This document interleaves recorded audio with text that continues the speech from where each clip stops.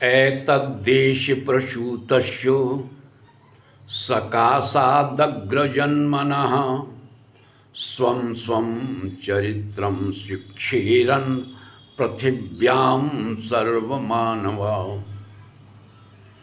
सुप्रभात देवियों एवं सज्जनों, कृष्ण संदेश सुधा चैनल के माध्यम से मैं धर्म प्रकाश भदौरिया गीता विश्लेषक गीता की ज्ञान गंगा में अवगाहन हेतु उपस्थित एवं मधुसूदन भगवान कृष्ण के चरणों में अगाध निष्ठा रखने वाले आप सभी प्रबुद्ध एवं विद्वान श्रोताओं का हार्दिक अभिनंदन एवं कोटि कोटि वंदन करता हूँ।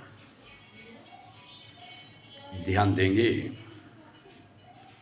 कि सहज रूप से प्राप्त जो स्वधर्म है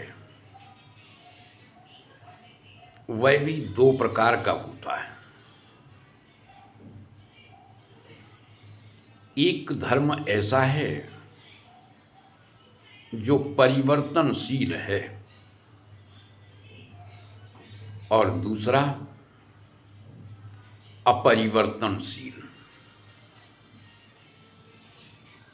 ध्यान देंगे कि वर्ण धर्म कभी बदलता नहीं, वर्ण धर्म को कभी बदलना नहीं चाहिए। इसी संदर्भ में मधुसूदन भगवान कृष्ण अपने प्रिय सखा अर्जुन को कहते हैं कि देखो अर्जुन, कि श्रेयान स्वधर्मो विगुणः परधर्मात् सुनुष्ठितात् स्वधर्मे निधनं श्रेयः परधर्मो भयावह। भगवान कृष्ण अर्जुन को बता रहे हैं कि देखो अर्जुन, अपना जो धर्म है उसमें भले ही कुछ विगुणता परिलक्षित होती हो, भले ही उसमें कुछ खामियां दिखती हों, लेकिन अपने धर्म का परित्याग नहीं करना चाहिए, अपने धर्म को कभी भी छोड़ना नहीं चाहिए।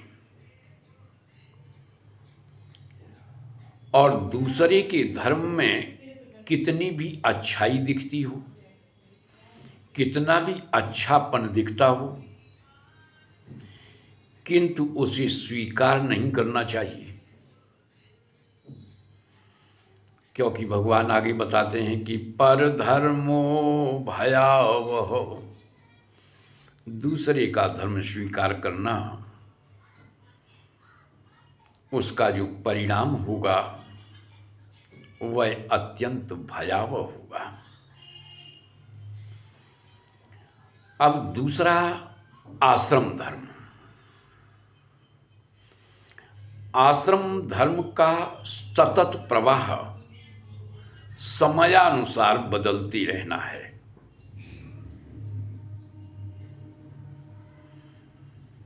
जिस प्रकार से व्यक्ति का जो प्रारंभिक बचपन का जीवन होता है, जो ब्रह्मचर्य जीवन होता है, यह जीवन केवल संवर्धन के लिए होता है। इस ब्रह्मचर्य जीवन को सार्थक करते हुए व्यक्ति यौवन अवस्था में प्रविष्ट होता है, गृहस्थ आश्रम को स्वीकार करता है। जब उसके शरीर में भरपूर शक्ति का संचार होता है, ऐसी स्थिति में वह समाज की सेवा अच्छी तरह से कर सकेगा और आगे बढ़ते हुए प्रौढ़ावस्था में वानप्रस्थ आश्रम में जब प्रवेश करता है तो इस समय वह ज्ञानार्जन करता है। ज्ञान का आदान प्रदान करते हुए अंत में संन्यास आश्रम को ग्रहण करता है। तो इस प्रकार यह जो आश्रम धर्म है, इसका सतत प्रवाह है, परिवर्तनशील। इस ध्यान देंगे, जिस प्रकार से एक निर्झर यानी झरना, झरने का सतत प्रवाह यानी उसमें पानी निरंतर बहता रहता है। यदि झरने के पानी का प्रवाह, पानी का बहना यदि रुक जाए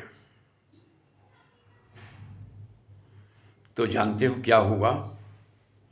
सड़ांध हो जाएगी, उसमें दुर्गंध आने लगेगी। इसी प्रकार आश्रम धर्म परिवर्तनशील है। ध्यान देंगे, यदि कोई व्यक्ति आसक्ति के वशीभूत होकर कुटुंबी बनकर सदा के लिए एक स्थान पर जकड़ जाए, तब तो घोर अनर्थ हो जाएगा।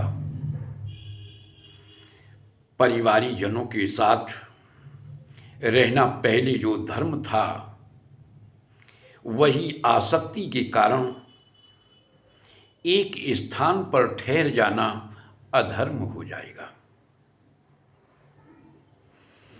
देखो, आसक्ति परमात्मा के सिवाय किसी भी चीज के लिए अच्छी नहीं होती, यानी अच्छी चीज के लिए भी आसक्ति अच्छी नहीं होती। जिस प्रकार से क्षय रोग के कीटाणु यदि असावधानी से या कहें भूलवश फेफड़ों में प्रविष्ट हो जाएं, तो वह सारा जीवन अंदर से खा जाते हैं। इसी प्रकार यदि आसक्ति के कीटाणु भी असावधानी से सात्विक कर्म में प्रविष्ट हो जाएं, तो उसमें दुर्गंध आने लगेगी, उसमें भी राजस और तामस की दुर्गंध आने लगेगी। इसलिए विशेष रूप से ध्यान देना चाहिए कि किसी भी तरह से आसक्ति का प्रभाव न रहे। और यही बात राष्ट्र धर्म के लिए भी है। यदि किसी देश का मुखिया आसक्ति के वशीभूत होकर केवल अपने राष्ट्र के हित को ध्यान में रखते हुए यदि विचार करता है, तो फिर वह राष्ट्र धर्म भयंकर हो जाएगा। इसीलिए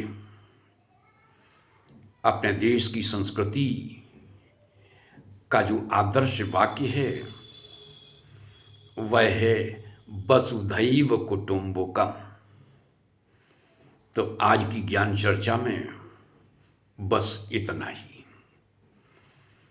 आज की ज्ञान चर्चा में यदि सचमुच आप लोगों को आनंद की अनुभूति हुई हो, तो हम आपसे अपेक्षा रखते हैं कि वीडियो को ज़्यादा से ज़्यादा लाइक करें, शेयर करें, अपनी आख्या दें, और यदि आप नए हैं तो चैनल को सब्सक्राइब करने में संकोच न करें। जय श्री कृष्ण।